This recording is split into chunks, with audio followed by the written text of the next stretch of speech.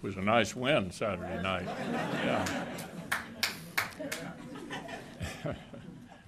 I'm going to have a little more to say this morning than simply introducing our wonderful guest, who has a really, really tough job. I'd start by hoping you noticed my tie. I had this tie on when I met with President Zelensky in Kyiv 2 months after the Russians invaded, and so I thought it'd be good to put it on again. And I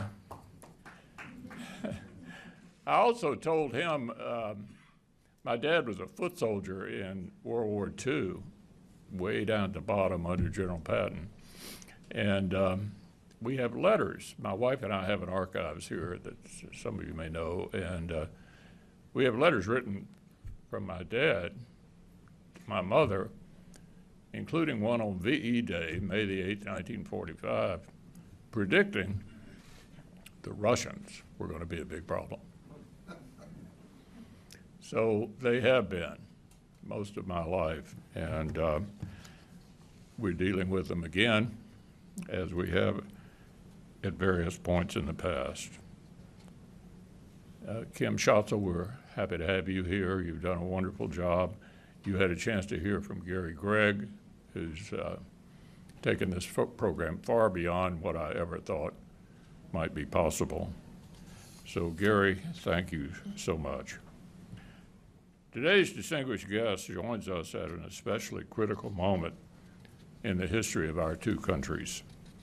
Since last February, the people of Ukraine have mounted an inspiring resistance to Vladimir Putin's brutal escalation. Right now, brave Ukrainians are giving their lives to beat back the invasion and restore their country's sovereignty. They're fighting for the basic right to live in peace in their homes. As the barbaric terrorist attacks of October 7th against Israel remind us, this threat is not unique to Ukraine. Israel has faced this threat for decades, and as President Zelensky has made clear, Israel's cause resonates in the hearts of Ukrainians. Russian aggression and Iran-backed terrorism are clear examples that there's evil in the world. And they seek to do us harm, all of us. Our special guest today, the Ukrainian ambassador to the United States, Ambassador Makarova, knows this firsthand. Over the past 20 months, the ambassador and I have worked closely together, and for even longer, I've been proud to stand with her country. Not out of altruism, but because it's clear to me that the threats facing America's friends today are facing us as well. And because the freedoms we hold dearly must be constantly defended.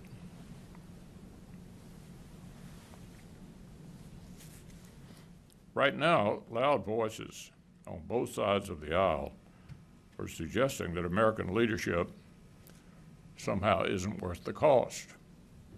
Some say our support for Ukraine comes at the expense of more important priorities. But as I said every time I got the chance, this is a false choice than to outlast our resolve to resist Russian aggression. So let's remember what's at stake here. Russian victory in Ukraine would imperil the security and economy of all of Europe, our largest trading partner and strategic ally since World War II, and endanger the engine of our own economic growth here at home. If Russia prevails, there's no question that Putin's appetite for empire will actually extend into NATO, raising the threat to the U.S. transatlantic alliance and the risk of war for us. Such an outcome would demand greater permanent deployment of our military force in Europe a much greater cost than the support we have provided to Ukraine. And of course, Russian victory would embolden Putin's growing alliance with fellow authoritarian regimes in Iran and China.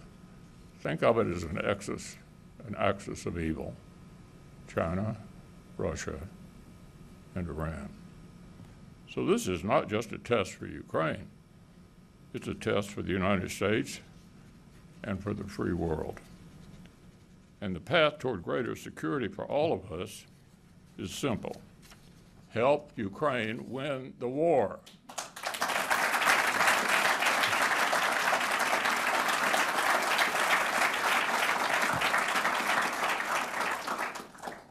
That's exactly what I've been trying to do since Russian troops surged toward Kyiv last February. Back in 2021, I repeatedly urged President Biden to give Ukraine more tools to deter Putin's escalation in the first place. And the Russian army gathered at the border and invasion looked imminent. I pushed the administration to speed up shipments of essential weapons like javelins, stingers, and Harpoon missiles. And at every step of the conflict, I've advocated for putting critical capabilities like HIMARS, cluster munitions, tanks, F-16s, and ATACMS into Ukrainian hands in time to make a difference on the battlefield. And I've spelled out how investments in Ukraine's defense are really also investments in replenishing and modernizing America's industrial base.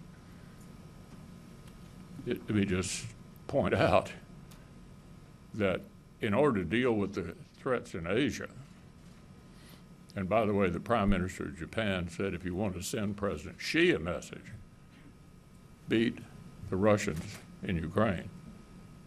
Our allies in Japan, South Korea, Taiwan are intensely interested in how this comes out. But roughly half of what we're spending on Ukraine is being spent in this country. 38 different states are employing people as a result of the desire to modernize our weapons as we send older weapons to Ukraine. You've also heard people say, well, the Europeans aren't doing enough. $90 billion, lots and lots of immigrants. They're carrying the load as well. So this is not solely about helping Ukraine. It's also about getting us ready for the bigger challenges we have ahead out in Asia. Right now, our efforts are making a difference, both in Ukraine and here at home. But the Biden administration's hesitation along the way has really, in my view, kind of prolonged the bloodshed. This is a moment for swift and decisive action to prevent further loss of life and to impose real consequences on the tyrants who have terrorized the people of Ukraine and of Israel. And right now, the Senate has a chance to produce supplemental assistance that will help us do exactly that. Enemies abroad will be watching closely and waiting for America to falter. Only our concrete and credible support can deter our adversaries in the future and restore security. Now, for those of us who are committed to this effort and to American leadership, there's been no greater partner than Ambassador Markarova. Early on in our work together, I learned what today's audience will soon discover, that she is whip smart, a gifted communicator, and a true patriot. After receiving her formal education in Ukraine, she earned a master's in public finance at IU.